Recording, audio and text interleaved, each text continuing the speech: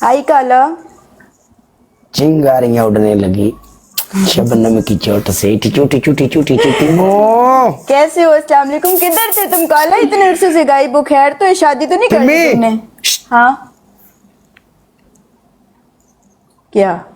जफी पाला जा नहीं, क्यों मेरे बीच बो होंदी है?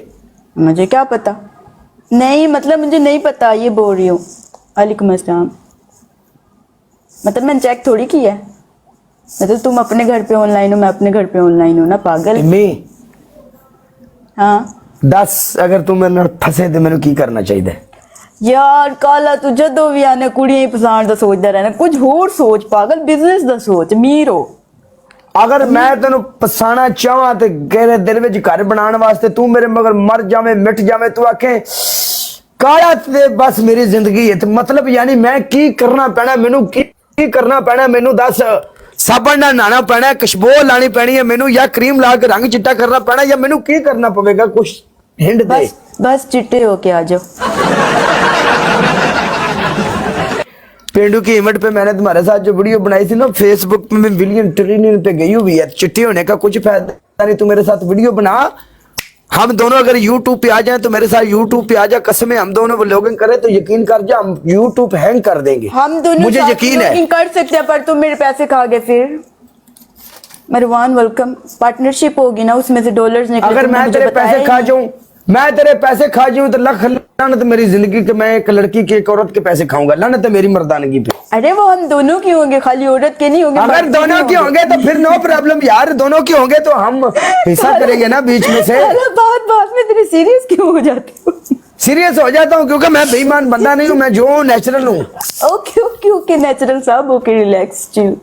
मेरी गल सुन। ठीक है चिल पिल। हाँ गल तो सुन, यूट्यूब पे तू मैंने आखे अस्सलाम वालेकुम मामा है यहाँ पे, मैं आऊँ तुम्हारे साथ, हम व्लॉगिंग करें, ते को भा लगे नहीं कितने मरी बनी है नहीं, तू आखे मैं शॉपिंग कर रही है फलानी मार्केट च, अगे पिछे उरा पर आपा इवें शॉपिंग के पैसे किधर से आए? अच्छा इसका मतलब हम लोग इस तरह व्लॉगिंग करेंगे कि तुम मुझे अपना कार्ड पकड़ाओगे तो मैं शॉपिंग कर रही हूँ, तुम व्लॉग शूट कर रहे होगे, राइट?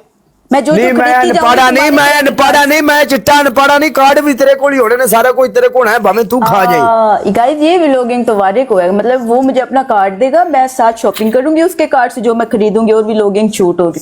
डन करो यार, ये तो बहुत अच्छी व्लॉगिंग है। आदिल आर असलम प्यारे भाई वेलकम मेरी जान वीर जी। गाल सुन मेरी। हाँ यूट्यूब पे हमने एक व्लॉग बनाए ना, कभी देखना फिर तजर्बा करना, जाएगा इंशाल्लाह। हाँ बिल्कुल जाएगा, वो तो मुझे पता है। पूरी दुनिया यूट्यूब से पैसा कमा के सुकून से जिंदगी गुजार रही, हम दोनों नहीं कर सकते? अरे तू पागल है, जितना पैसा टिकटॉक पे उतना यूट्यूब पे नहीं है। यूट्यूबर अरे पागल है, यूट्यूब पे होना चाहिए जिंदगी में। क्या करती है तू? तुम्हें किसने ये सारी बातें बताई हैं? उस बंदे का नाम तो बताओ। हैं?